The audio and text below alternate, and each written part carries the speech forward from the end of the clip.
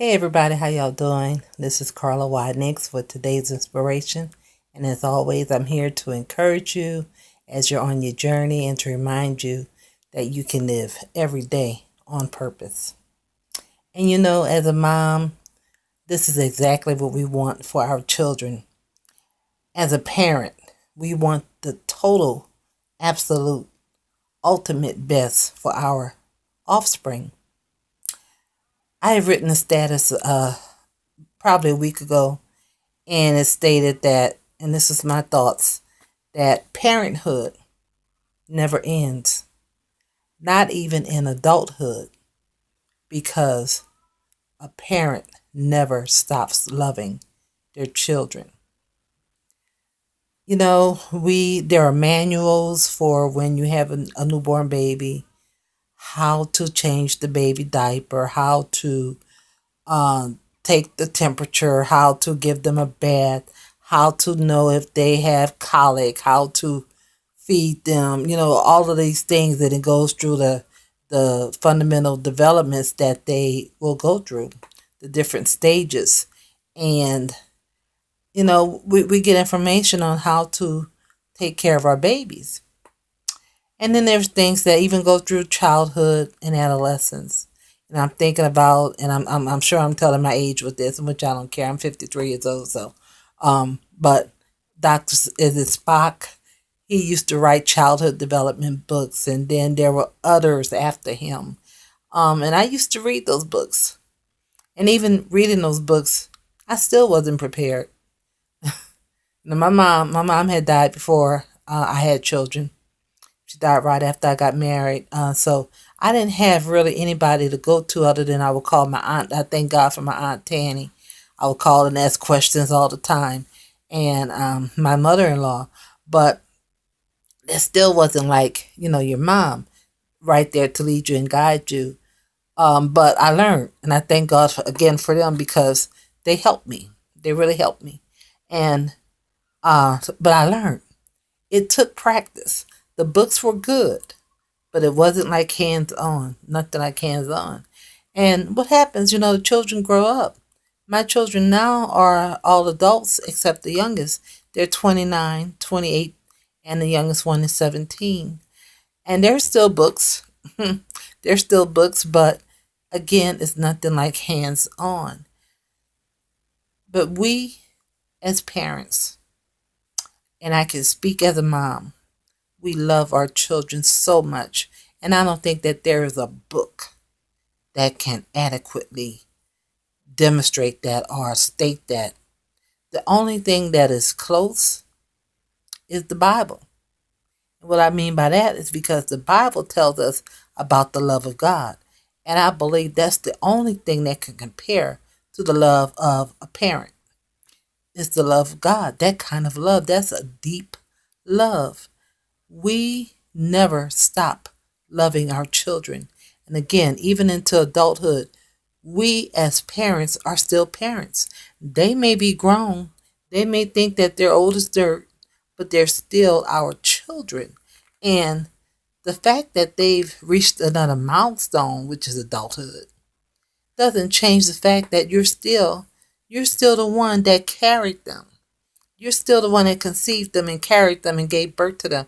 And even if you're not the biological mother and you're raising that child, you are still a mother. It doesn't take childbirth to make a woman a mother because God has given her everything that she needs to be a mother. Just the fact that she's a woman, she has what is needed to be a mom because God has already equipped her.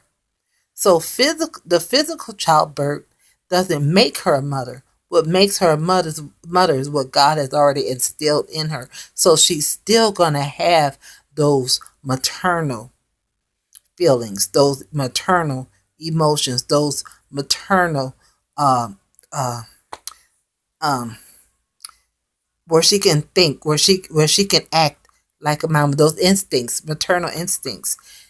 God has already given her that. So again, she's raising a child. She still loves the child. You don't just stop loving, and you want the best. And as we get older, And maybe it's a little different for me because my mom is gone, and I don't think that as long as your mom is here on earth, I honestly don't think that a person truly realizes how much their mom loved them. Not to say they don't appreciate it and don't know, but when mama is gone, mama is gone. And you begin to respect who she was even more. And then when you become a parent, that's when you really understand what it means, what she meant, how much she loved you, not just mom, but dad. When you yourself become a parent, then you understand a little more. You're like, now, oh, now I know what she meant. Okay, yeah, that did make sense. It didn't make sense back then, but it makes sense now. And I can't tell you how many times I just want to, right now, just wish I could lay my head in my mama's lap. If I could lay on her chest. If I could, feel a touch from her. If I could be hugged by her. I want that so badly. Um, but as a mom myself, I want to also reach out and hold my children. I don't care how old they are. My son is 29. He's like 6'4", 6'5". I don't care. I want to hug him. I want to hold him. That's my child. And I want to continue to do things for them. When they were younger, it was easier. We just did what was necessary. We handled everything. We had control. Now that they're older, they have to do things on their own, make their own decisions, make their own choices, and do what they know to do. And they're gonna make some mistakes. They're gonna do some things that we told them not to do. They're going to do some things on their own because they want to know for themselves. And they have the struggle of wanting to separate themselves from us. They want to be independent, you know. And I don't care how old they are. I still wish I could just make everything all right. I just wish I could handle everything and take everything because they're my children. But we can't. We can't. Now, why am I doing all of this talking about parenthood? Because I just want people to know, no matter how old you are, that you're blessed because of the love of your parents. If your parents are still alive, um, please let them know how much you love them and how much you appreciate them. Just tell them, call them for no reason. Don't call them just when you want something or when you need something. Call them just to check on them and say, hello, how you doing? I just needed to hear your voice. If you live nearby, visit them. They want to see you. Trust me. They want to see you. It's find out, is there anything you could do for them? Now you can do something, do it. They've done everything for you. Not that they did it so that you could do something for them. They did it because they love you, but now you can do for them. I wish my mom was still alive. No matter what problems I have, I would still want to do for her and my dad. I wish I could. So if you had that opportunity, take it. Take it. Love your parents. Show your parents how much you love them and appreciate them for all that they've done. And if you are a parent, let your children know how much you love them. And no matter what choices they make in life, let them know as well that your love doesn't stop. Let them know that. Don't let them think that that you can disown them or decide that you don't love them anymore. That's not possible. I don't care what you say. I don't care how angry you are. You don't stop. But let them know that. And be open and approachable for them to come to you for anything. You might not agree.